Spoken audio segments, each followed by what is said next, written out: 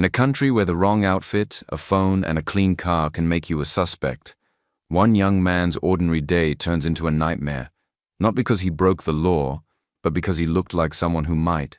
But what happens when the police realize he's the last person they should have touched? This is not fiction. This is reality, and it's time we talked about it. Please sit back and witness a story that could happen to any of us. A story about identity, injustice, and the fight to be seen for who you truly are. The sun was just rising over Lagos. The streets were already full of life, buses honking, street vendors calling out, and tired workers heading off to start another long day. David James stepped out of a cozy restaurant where he had just finished a light breakfast. The restaurant wasn't fancy, but it was clean, quiet, and served good food. He had treated himself that morning. He had a full day ahead and wanted to start it well. He was only 24, but there was a calmness about him. He carried himself with quiet confidence and respect. He wore a clean black t-shirt, fitted jeans, and white sneakers. Nothing expensive, just simple and neat. His phone buzzed. It was a message from his mother. "Don't forget dinner tonight, 7 p.m. sharp, love you." David smiled and replied quickly, "I won't forget, Mum. Love you too." He wiped his hands and stepped out toward his parked car. It wasn't flashy, but it was comfortable. A cozy black Benz, the kind many would assume belonged to a working-class banker or someone with years of experience. David had saved for 2 years to buy it. He worked in tech, teaching kids how to code, building small websites for businesses, and recently consulting for a government-backed youth digital program. Nothing illegal, just hard work and long nights. As he reached for his car keys, he suddenly heard a voice behind him. "Excuse me, young man. Come here."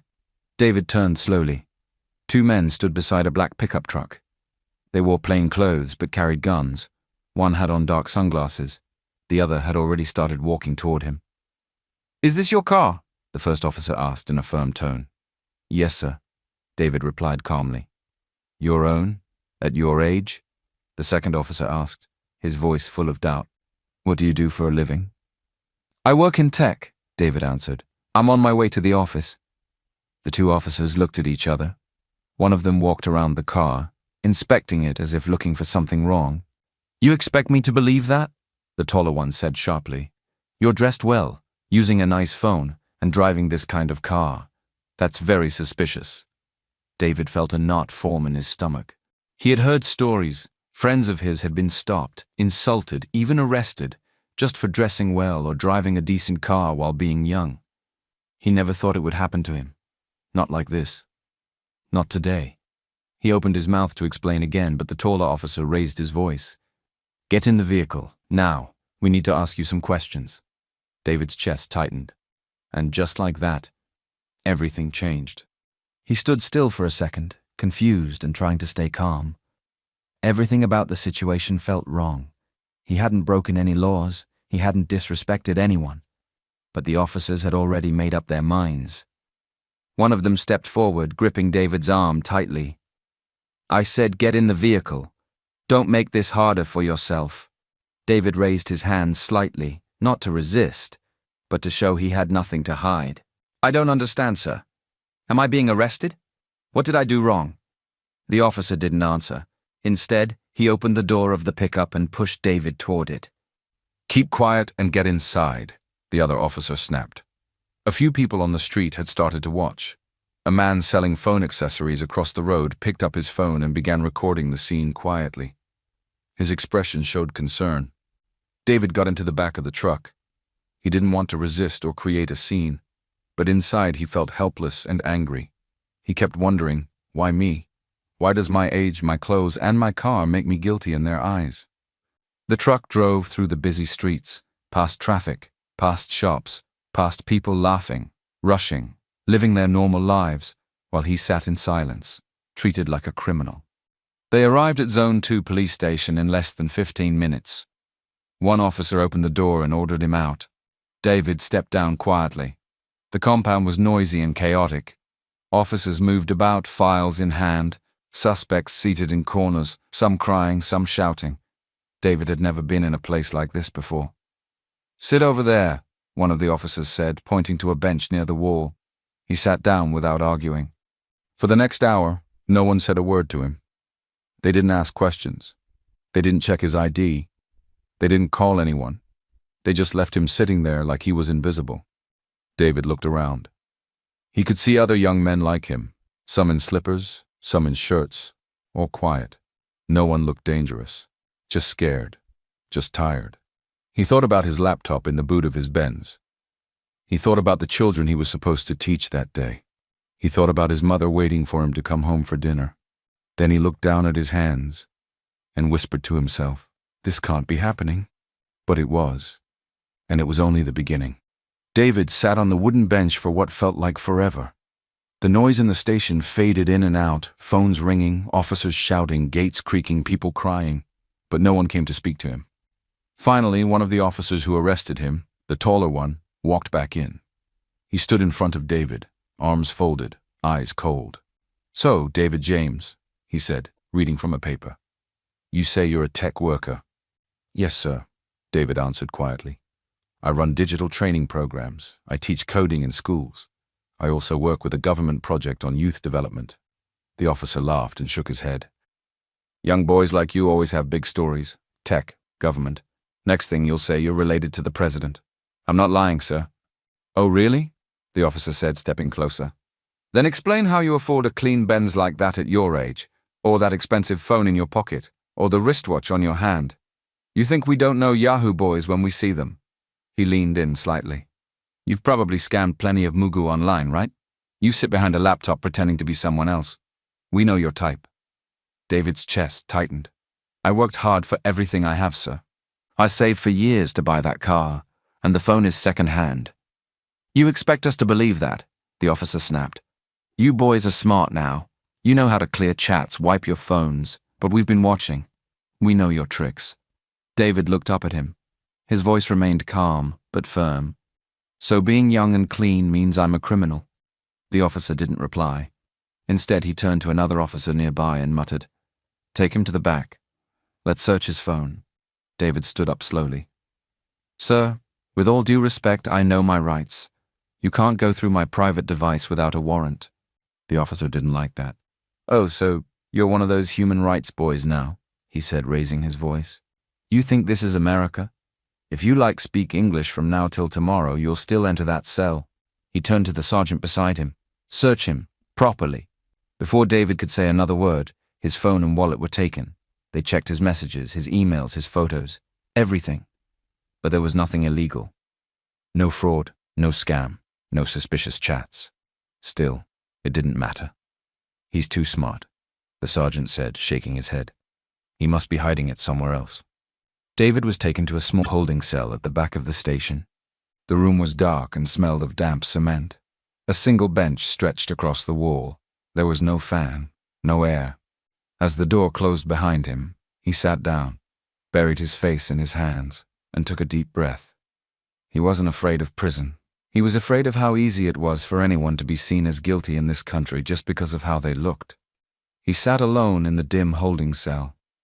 Time moved slowly. The small window high above the wall let in just a slice of sunlight, but it was already starting to fade.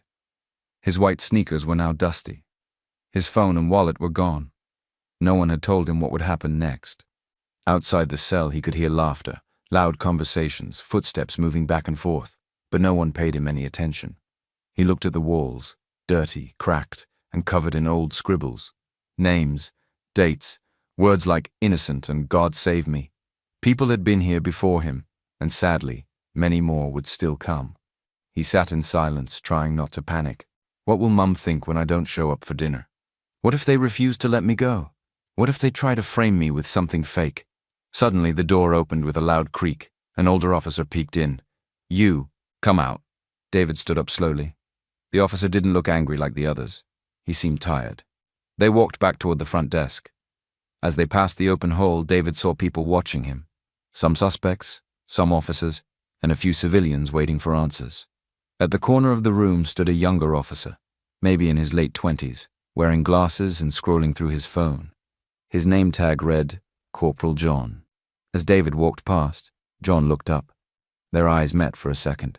David gave a slight nod. Just a quiet signal that said, he was led to a desk where Sergeant Mike, the second officer from the arrest, sat, drinking a cold malt drink. He didn't even look up as David sat down. Nothing on his phone, Mike said lazily. He's either very smart or very lucky. David stayed quiet. Just then, the officer with glasses, Corporal John, walked over. Excuse me, sir, he said, addressing Mike. What's the young man's name again? David James, Mike answered, waving him off. Why? John didn't reply. Instead, he stepped back, unlocked his phone, and typed something in. A moment later, his eyes widened slightly. He quickly tapped through a few links, then looked up at David again. He stared for a second longer, like something just clicked. Then he walked away quietly. David didn't know what he had seen, but for the first time since the arrest, he felt a small shift, a flicker of hope. Corporal John sat at his corner desk, the soft glow from his phone screen lighting up his focused expression. He had just searched the name, David James. The results made him sit up straighter. David James, Youth Tech Consultant, empowering Nigerian students through code. David James leads government-supported digital bootcamp for young developers. Son of retired Supreme Court Justice Mark James speaks on youth and innovation. John blinked. This wasn't some random young man showing off in a Benz. This was someone with influence, someone with a solid name and a purpose, someone wrongly profiled. He quickly stood and walked down the hallway toward the DPO's office. She was new, but already gaining a reputation for being strict and fair.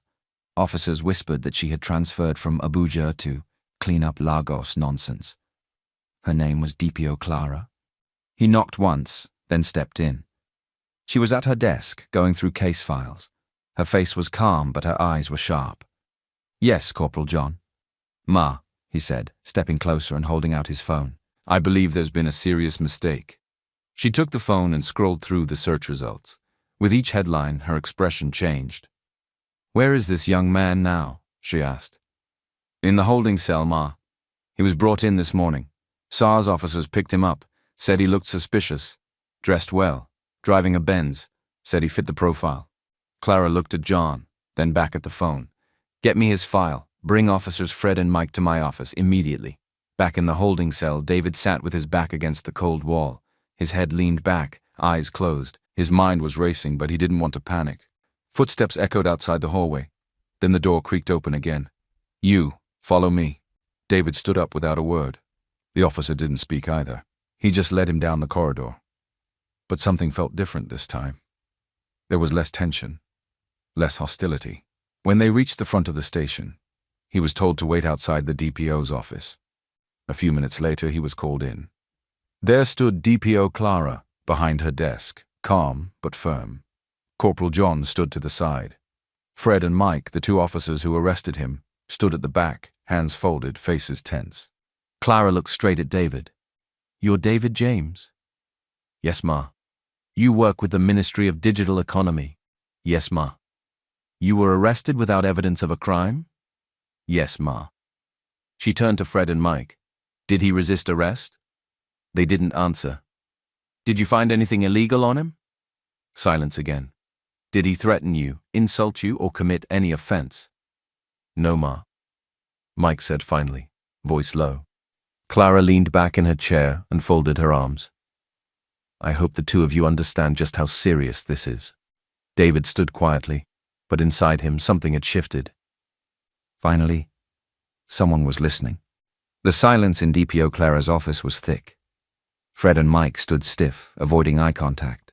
David remained standing, calm but alert.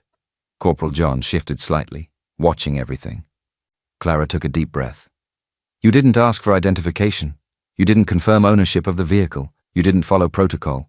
You judged this young man based on what? His age? His clothes? The fact that he drove a Benz? Fred opened his mouth to speak, but Clara raised her hand. Save it. We'll get to your report. She turned back to David. I'm very sorry about this, Mr. James. David nodded slowly. Thank you, Ma.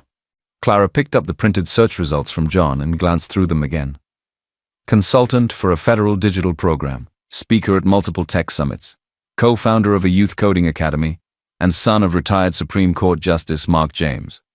Fred and Mike's eyes widened slightly. David noticed. Clara noticed too. Now you understand the damage you've done, she said, looking sharply at both men. You didn't just harass a citizen, you arrested a national figure without cause. If this gets out, it won't just be your names on the line, it'll be this entire division. Mike's voice cracked slightly. He didn't say who he was, Ma. He didn't tell us. He shouldn't have to, Clara snapped. You should have done your job. She paused, then picked up her phone and made a call. Commissioner's office, please, tell him it's urgent. David stood silently as she spoke with the commissioner, briefly explaining the situation. When she ended the call, she looked at Corporal John. Take Mr. James outside. Get him water. Make sure he's comfortable. I'll call him back in shortly. Yes, Ma, John replied.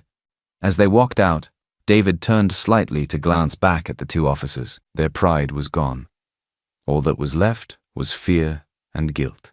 Outside the office, John handed David a cold bottle of water and motioned to a bench under the shaded corridor. I'm sorry this happened, he said quietly. It shouldn't have. David gave a tired smile. It's okay. You helped. That means something. A few minutes later, David's phone returned to him, buzzed again. Dozens of missed calls, messages, notifications. One message stood out. It was from his father. I just saw the video. I'm on my way. Stay calm. David blinked. Video? What video? He opened his Twitter app and saw it clear as day. A street recording of his arrest outside the restaurant, the officers shouting at him, forcing him into the pickup, his hands raised, his voice calm. The caption read, "This is what it means to be young and successful in Nigeria." And the video had already gone viral. Thousands of retweets, angry comments, news blogs tagging his name. David's chest tightened, not from fear, but from the weight of it all. It was no longer just about him. Inside the office, DPO Clara sat alone, staring at the printed news headlines on her desk. Then she looked toward the door. She knew this wasn't over. This was just the beginning. The door to DPO Clara's office swung open as she stepped out into the corridor. The sun had shifted slightly. Her heels echoed sharply against the tiled floor as she walked straight into the main hall, where officers were moving about, pretending to be busy. Officers Fred and Mike, she called out firmly. Follow me to the conference room. Corporal John, come too. She didn't raise her voice. She didn't need to. The station quieted slightly. Fred and Mike exchanged a glance but didn't argue. They followed behind like students summoned by the principal. John walked beside them, calm but alert. Inside the conference room, Clara stood at the head of the table. The viral video of David's arrest played silently on a mounted screen behind her. She had connected it from her tablet. There was no need for sound, the images spoke louder. David's calm face, the officers shouting, the hand grabbing his arm, the bystanders staring, the forceful push into the vehicle. Clara turned toward them. Take a good look, she said coldly. This is not just a mistake, this is a public disgrace. This is how our uniform is being seen everywhere right now. Fred looked away. Mike stayed still, hands clenched. Do you know who that boy is? Clara asked, her voice sharp but steady. Tech expert. A young man who's doing more for this country's youth than most people in this building. No response. And you humiliated him, in public. For what? Because he looked too clean? Because he drove a Benz? Because he didn't beg? Still silence. Clara shook her head slowly. You didn't just arrest the wrong person. You exposed everything wrong with how we do our jobs. She picked up a file and slapped it down on the table. I've already called the commissioner. An internal investigation is being opened. You will both write full statements. Today. Fred finally spoke, his voice shaky. Ma, we were just... Don't finish that sentence. Clara cut him off. You were assuming. And now we all have to face the consequences. She turned to John. Start drafting a press briefing. I want our response ready before this gets worse. Yes, Ma. As she dismissed them, Clara walked out into the station's open walkway. Her shoulders were square, her jaw tight. She knew eyes were watching her. She didn't care. At the far end of the compound, she saw a black SUV pulling up. The door opened, and stepping out in a dark native attire was a tall elderly man with a strong presence. Justice Mark James. The moment their eyes met, Clara felt the full weight of what was coming. This wasn't just another case. It was about to become a national moment. By the time Justice Mark James stepped into the compound, the station was already buzzing. Officers whispered to one another as he passed. No one needed an introduction. His name still held weight. Former Supreme Court Justice, known for his firm stance on human rights and accountability. He walked slowly, but with purpose. His presence alone commanded respect. DPO Clara met him just outside her office. "Sir," she said, offering a respectful nod. "I'm deeply sorry for what happened to your son." Justice James didn't return the smile. His expression was unreadable. "I didn't come here for apologies, Madam Officer," he said in a calm but cold voice. "I came to see my son, and to understand how a boy who has done nothing wrong could be thrown into the back of a police truck like a criminal because he dared to look successful." Clara stepped aside. "He's in the waiting room. You can see him now." Justice James walked in and saw David seated on a plastic chair, sipping from a bottle of water. Their eyes met, and in that moment, the firm man became a father again. "Dad," David said, standing up. Justice James pulled him into a brief hug. "Are you all right?" "I'm fine," David replied. "They didn't hurt me." His father stepped back and looked him over, nodding slightly. "Good, because this is not the end of it." Outside the station, things were already spiraling. The video of David's arrest had spread like wildfire across social media. News channels picked it up. Hashtags were trending. #end police brutality. #end profiling now. #not every young man is Yahoo. Influencers, celebrities, and everyday Nigerians had begun speaking out. We've all been David at some point. How long will we keep profiling young men for having ambition? Enough is enough. One online blog published a profile on David's achievements, calling him a symbol of the youth Nigeria keeps punishing. Another ran with the headline, "Justice James's son arrested by SARS for driving a Benz." In front of the station gate, a small crowd had gathered, journalists, activists, curious onlookers. A reporter from Galaxy TV raised a microphone and said into the camera, "We are here live at Zone 2 police station in Lagos, where the wrong arrest of a young man has sparked national attention." Behind these gates is David James, a well-known tech expert, and the son of retired Supreme Court Justice Mark James. The question Nigerians are asking is simple. How many more Davids are out there, without names, without fathers in power, suffering the same fate? Inside, Clara watched it all unfold from her office window. Her phone wouldn't stop ringing. Emails, press statements, questions from her superiors. The station was surrounded. She knew she had to act fast, not just for the sake of optics, but for justice. She turned to her assistant. "Call a meeting. I want every department head in the briefing room. Now." The atmosphere in the station shifted from busy to tense. Officers who had laughed casually in the morning now walked briskly and avoided eye contact. The viral video had changed everything. What once seemed like just another arrest had become a national crisis. Inside the conference room, the senior officers sat around the long table, restless. DPO Clara stood at the front, arms crossed, watching the screen behind her as a news anchor read aloud the latest update. "Justice Mark James has arrived at the Lagos Police Command following the wrongful arrest of his son, David James. The Inspector General's office has requested a full report by the end of the day. Meanwhile, citizens continue to gather outside Zone 2 station, demanding reform and accountability." Clara clicked off the screen. "We have a problem," she said flatly.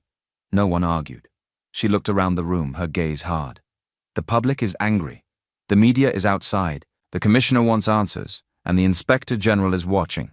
So we're going to give answers, and the truth. She held up a file.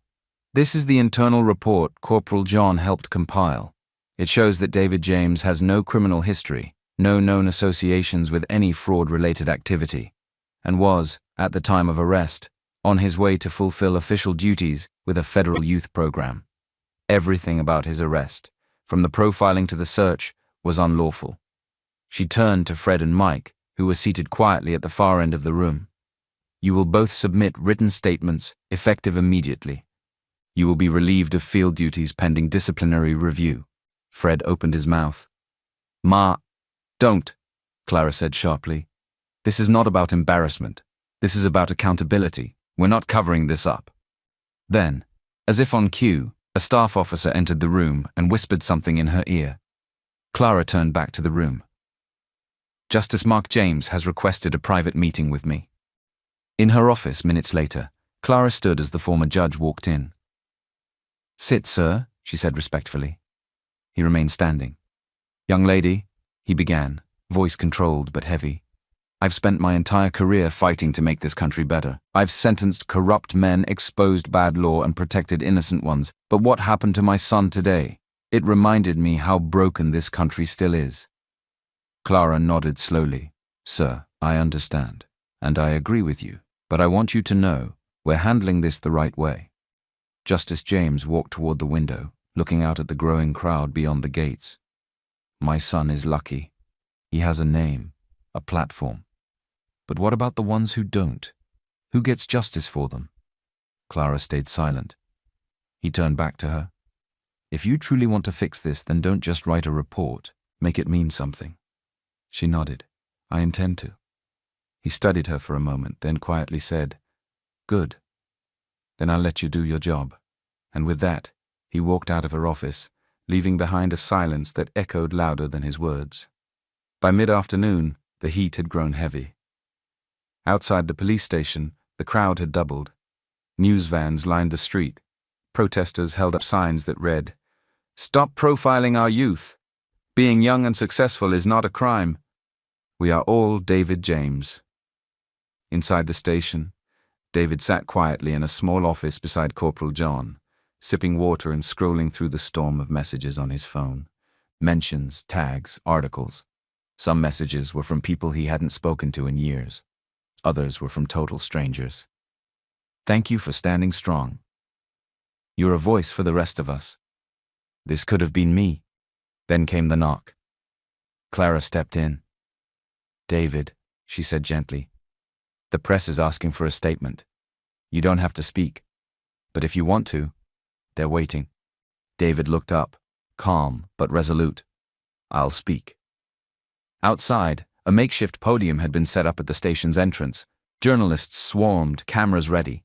Officers stood in position, tense but silent. The crowd hushed as David James stepped forward, flanked by Clara and his father, Justice Mark James. He stood before the microphones. "My name is David James. I'm 24 years old. I work in tech. I build tools to help young Nigerians learn digital skills. I've never committed a crime. I've never even been questioned until today." He paused. The air was still. "This morning I stepped out of a restaurant and headed to my car, a car I worked hard for. I was stopped, searched, called a criminal, and arrested." He took a breath. "Why? Because I look too young to drive a Benz? Because I dressed well? Because I carry a phone?"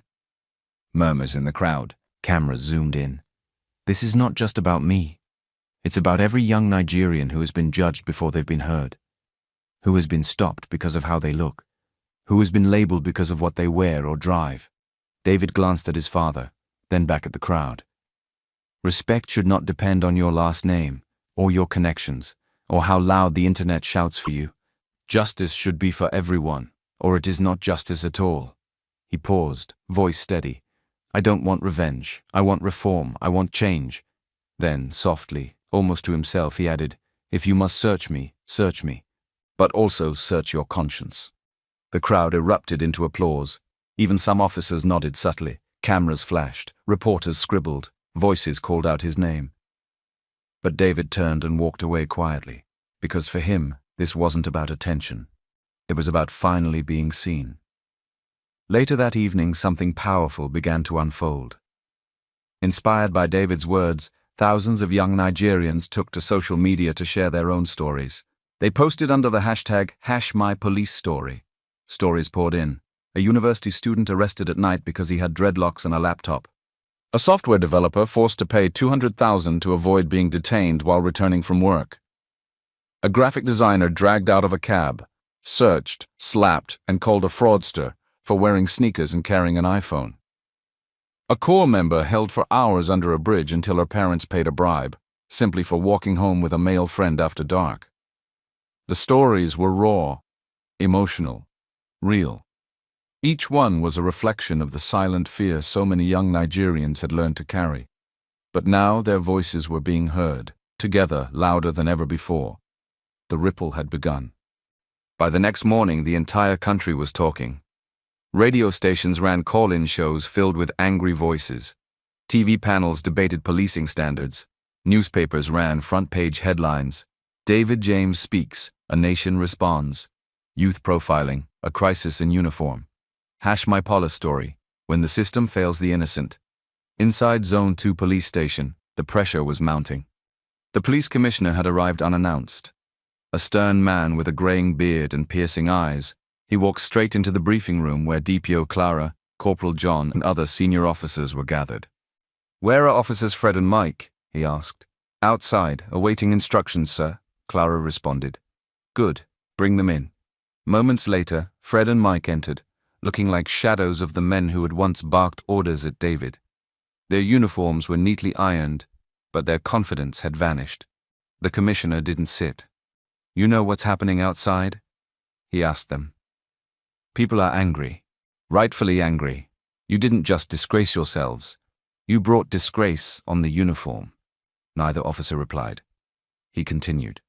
"This isn't about protocol anymore. It's about public trust, and both of you shattered it." He turned to Clara. "Suspend them from active duty, effective immediately. Their conduct report is to be forwarded to Abuja for disciplinary review." "Yes, sir," she replied. Then he faced the room. "We're not just apologizing, we're rebuilding." Later that day, in a televised press briefing, the commissioner addressed the nation from outside the station gates. "I want to begin by saying we failed," he said. "The arrest of David James was unjust, and it has revealed deeper issues we cannot ignore." He paused, then continued. "The Nigeria police force is initiating a nationwide review of youth profiling cases. Officers will undergo new mandatory training focused on human rights, de-escalation, and community engagement. We are setting up independent complaint desks and community monitoring teams." A few feet away, David stood beside his father, watching. Then the commissioner did something no one expected. He stepped aside and offered David the podium. David looked at his father. Justice James gave him a quiet nod. He stepped forward. "This isn't just a victory for me," David said. "It's a chance for something greater. If we want real change, we can't stop here. We must keep pushing, for the silent ones, the scared ones, the ones who didn't have a camera recording." Inside the station, Officers Fred and Mike sat in silence, filling out their disciplinary reports. Neither of them spoke. Fred occasionally glanced at the TV mounted on the wall showing the live press conference. When he heard David say, "I don't want revenge, I want reform," he looked down in shame. For the first time in a long while, he wondered what it might feel like to be better at his job. Weeks passed, but the momentum didn't slow down. David's story had lit a spark, but what came after began to feel like a slow-burning fire of change, steady, persistent, and real. Under public pressure and support from the Ministry of Youth Development, the Nigeria Police Force officially launched the Youth Police Reform Task Force, with David James appointed as its youngest member. The initiative had 3 goals: end unlawful profiling of young Nigerians, train officers in digital literacy and modern policing ethics, create local community partnerships between the police and the public. At Zone 2 police station, transformation had begun. The once overcrowded front desk now had a human rights help desk, manned by trained officers and rotating lawyers from civil society groups. Officers like Corporal John, who had played a quiet but critical role in exposing the truth, were selected to lead internal seminars on responsible policing. He spoke to new recruits about David's arrest, not just as a mistake, but as a warning. "The boy they dragged into a cell could have been your brother," he said during a training session. "You need to stop seeing every young man with a phone as a criminal." Recruits listened, some nodded, some asked questions, and for the first time conversations were happening, real ones. David, meanwhile, traveled across states to speak at universities, town halls, and youth events. Everywhere he went, the story repeated itself. "They stopped me because I wore dreadlocks. I paid 50,000 to avoid being taken to a station. They searched my phone, found nothing, and still called me a thief." Each story became a page in the reform blueprint he was helping to write. At one event in Port Harcourt, a young girl raised her hand and asked, "Do you think they'll ever truly stop treating us like suspects just because we're young?" David smiled gently. "They won't unless we make them, and that's why we keep pushing. In Abuja, the Inspector General issued a new directive mandating body cameras for all SARS units, a digital complaint platform, and monthly youth police town halls. For the first time, David believed something was shifting. Not fast, not everywhere, but enough to matter. At home one evening, David sat on the balcony with his father. The sky was purple with the last light of sunset. The air was quiet. Justice James looked at his son with a rare softness. "I've fought for justice all my life," he said. "But I think you've done more with one speech than I did with 10 verdicts." David chuckled. "I think we're just getting started." His father nodded. "Good, because Nigeria still has a long way to go." It had been nearly a year since that morning when David James was wrongly arrested outside a restaurant. But the memory of it remained, not as a wound, but as a reminder, a turning point. At Zone 2 police station, the difference was now visible, not just in structure but in spirit. The front entrance, once crowded and chaotic, had been repainted and reorganized. A new sign stood by the gate. "This is a reform-driven station. Every citizen deserves dignity." Inside, a digital check-in kiosk replaced the old logbook. Civilians could file complaints, request legal aid, or speak to a liaison officer. No bribes, no shouting, no intimidation. In a small office to the left, Corporal John now led the community relations desk. On the wall behind him hung 2 photos, one of David James shaking hands with the Inspector General, and another of a town hall meeting packed with young people.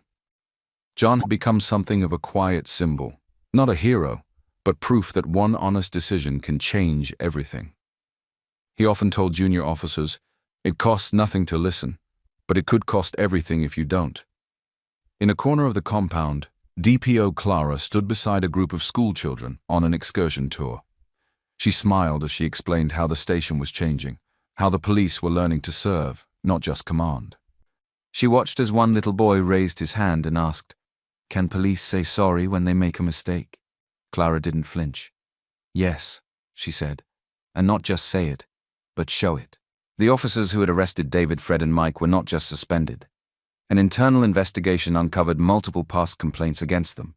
Unlawful arrests, extortion, intimidation, even falsified reports. Offenses that had been ignored until now. They were both dismissed from the force, stripped of their ranks. As public outcry grew, they faced possible criminal charges in a pending case under review by the Justice Ministry. Jail time was no longer just a threat. It was a very real possibility. As for David, he didn't stop. He continued working with government programs, helping build a platform where citizens could track misconduct reports and see how cases were handled. He co-authored a youth guide titled "Know Your Rights, Protect Your Life," now distributed to secondary schools nationwide, and he taught relentlessly. He gathered young people in schools, youth centers, and even tech hubs to talk about the internet, not just as a tool for money, but for purpose. "Yes," he would say, "there are young people using the internet for the wrong things. That's true, but that doesn't mean we should all wear the stain." He taught them how to use tech for growth, how to build, not scam. And more than that, he worked with cybersecurity experts to design devices and software to help the police track real online crime, so that law enforcement could rely on data, not appearances. "If we want change," he said one day during a seminar, "we have to break the chain from both sides. We have to stop abusing technology, and they must stop abusing power." One afternoon, as the Harmattan wind rolled through the city, David returned quietly to Zone 2 station. Not for drama, not for press, just to sit in silence. He took a seat on the same bench he had once waited on after being arrested. He looked around, and for the first time, he didn't feel afraid. He felt hope. The evening was calm, the air still and thoughtful, as if the city itself had paused to breathe. David sat on the porch of his family home, a quiet corner of Ikoyi, surrounded by trees and the gentle clinking of teacups. His mother sat beside him, wrapping her hands around a warm mug, her eyes soft and filled with quiet pride. Across from them, Justice Mark James leaned back in his chair, reading the day's newspaper.